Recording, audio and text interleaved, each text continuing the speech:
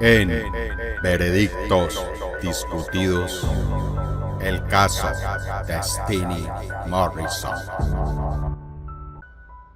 Avanzada la tarde del quinto día, Steny Morrison entró en el recinto a declarar. Pasó allí el resto de ese día, el día siguiente entero y la mayor parte de la mañana del día subsiguiente. Durante más de la mitad de ese lapso, fue interrogado con una severidad rara en los fiscales del siglo XX.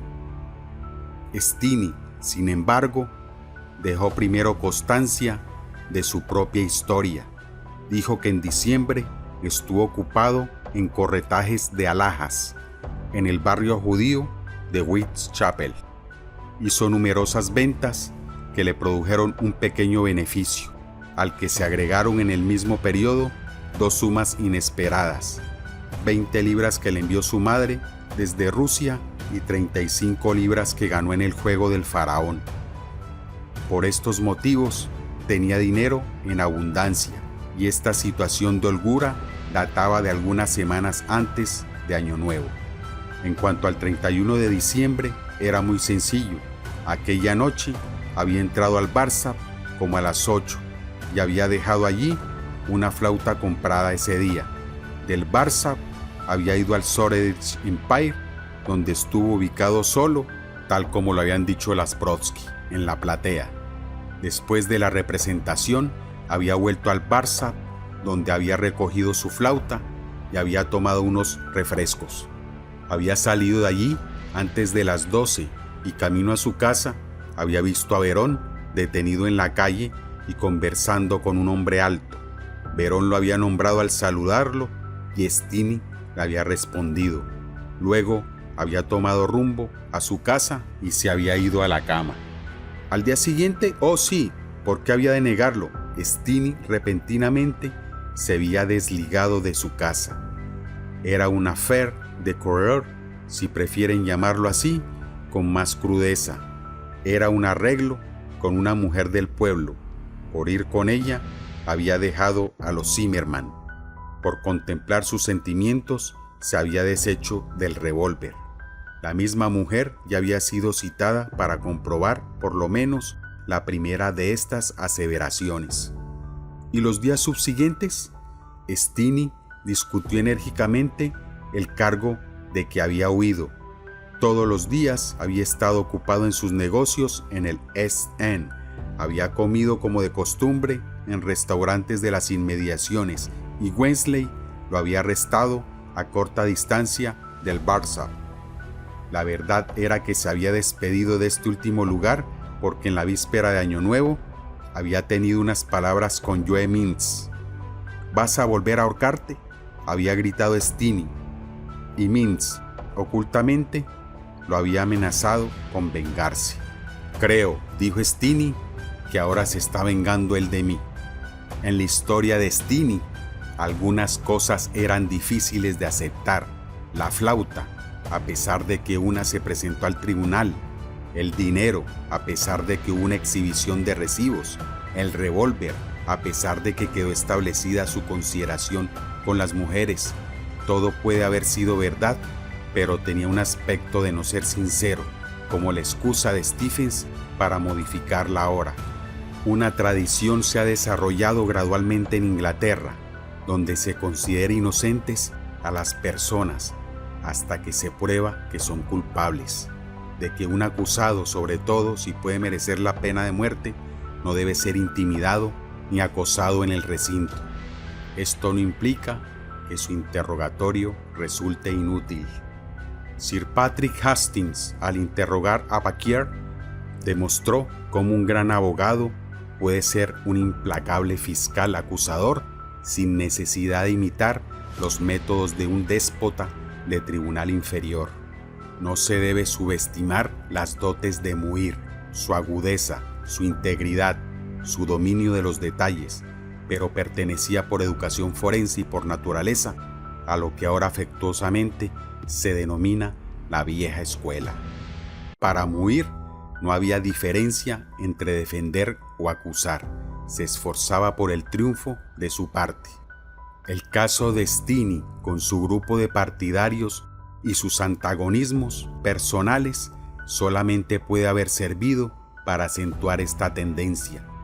Cuando se enfrentaron en el tribunal, el acusado, con su marcado perfil, y el abogado, de rostro de granito y mandíbulas fuertes, no dieron la menor señal de consideración otorgada o recibida. Había de ser, en el tremendo sentido literal, una lucha a muerte. Muir no jugó enseguida el as que Abinger había arrojado en su mano. Empezó, en cambio, con un interrogatorio severo, duro y francamente hostil sobre el origen del dinero de Steenie. ¿En qué fecha había sido el juego del faraón? El 1 de diciembre. ¿Steenie había estado antes en esa casa de juego? Sí, una vez. ¿Tenía algún testigo que pudiese decir que él había ganado ese dinero? Sí, el croupier. ¿Tenía él algún testigo? Puedo darle el nombre del croupier, dijo Steenie. ¿Tiene usted algún testigo? Era esta la tercera vez que se lo preguntaba, como lo indicaba el tono. Le digo, repitió Steenie, que puedo darle el nombre del croupier. Conteste mi pregunta, profirió vivamente Muir. Está intentando contestarle, dijo el juez Darling. Dice que puede darle el nombre del croupier. Rara vez ocurre, felizmente, que un juez deba proteger de este modo a un preso. Muir continuó sus averiguaciones sobre las finanzas de Morrison. ¿Tenía él la carta que acompañaba el dinero enviado por su madre? Había sido destruida. ¿Cuánto obtenía por semana vendiendo alhajas? 2 libras o 2 libras 10 chelines. ¿Podría Muir hacerle notar la suma importante que él había gastado en compras personales en un determinado día? Las deducciones estaban todavía medio veladas, pero se aclaraban por momentos. La crisis estaba próxima. Abinger se levantó. ¿Puedo preguntar a mi colega qué objeto tiene este interrogatorio? Sí, dijo Muir. Es para tratar de determinar si el 1 de enero estaba él en posesión del producto del robo a Verón. ¡Ah!, exclamó Abinger. Entonces el interrogatorio va dirigido a la reputación del testigo y me opongo a ello. El juez se sorprendió manifiesta y comprensiblemente. ¿Usted se opone, señor Abinger? ¿Con qué fundamento? Con el fundamento de que tales cuestiones solo pueden plantearse a un preso si dicho preso o su abogado las han presentado según las disposiciones de la sección primera de las pruebas criminales, ley 1898. ¿Me permite usted recordar a su excelencia estas disposiciones? Las conozco muy bien, dijo el juez Darling. ¿Ha olvidado usted sus repreguntas a la señora Ditch? Nada he olvidado, dijo Abinger con terquedad. Pero, ¿no afirma usted que la señora Ditch tenía un burdel? ¿Me permite su excelencia que trate esto en orden? Es un asunto muy serio. Respetuosamente llamo la atención de su excelencia sobre las expresiones de la ley. Abinger empezó a leer mientras el juez esperaba con toda la paciencia de que podía disponer. No se debe hacer al preso preguntas tendientes a demostrar que ha cometido algún delito distinto del que se lo acusa o que su moral es mala, a menos que la conducta de la defensa sea tal como para involucrar imputaciones sobre la moral de los testigos de la acusación. Y bien, dijo el juez Darling. Abinger desarrolló a continuación un argumento extraordinario. En el tribunal policial, 2 personas que después declararon por la corona se retractaron de sus declaraciones y dijeron que éstas no se ajustaban a la verdad. Ninguna de las 2 fue llamada por Muir en el Old Bailey. Este era un tema apropiado y fructífero para comentar, pero Abinger fue más allá. Trató de que fuera la base para justificar su ataque a la señora Ditch. Cuando se juzga la vida de un hombre, dijo, y se establece que la prueba proporcionada por 2 testigos en contra de él es falsa, ¿Debe su abogado permanecer mudo cuando una mujer que puede ser inmoral hace una declaración en contra de él?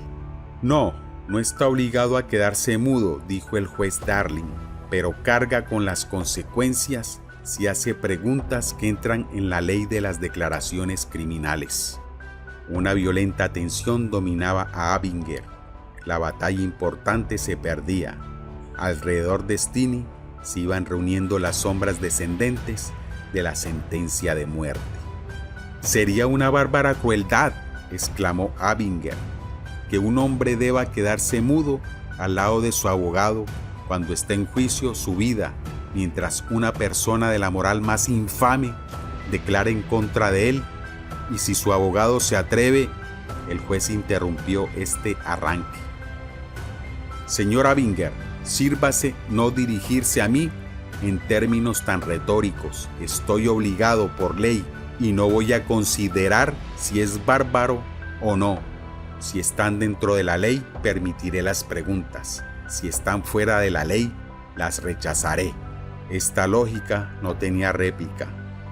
Abinger luchó un poco más, incitó al juez a proceder con corrección, lo que la ley no prevé, y habló vagamente de que se estaba desmenuzando implacablemente toda la vida del acusado. Luego, con cierta angustia, volvió a su asiento. El juez lo invitó a Muir a discutir. Brevemente resumió la ley y dijo que no podía haber una imputación más grave para una mujer que la que había hecho Abinger a la señora Ditch. Por lo tanto, me parece que la conducta de la defensa ha sido tal como para involucrar imputaciones a la moral de la señora Ditch. Ciertamente, aunque creo también que a la de Mintz, pero a este último no lo tomo en cuenta. Fundo mi decisión en la imputación a la moral de la señora Ditch. La consecuencia es que el preso puede ser interrogado como cualquier otro testigo. Ha perdido su situación privilegiada. El asunto no tiene ahora limitaciones.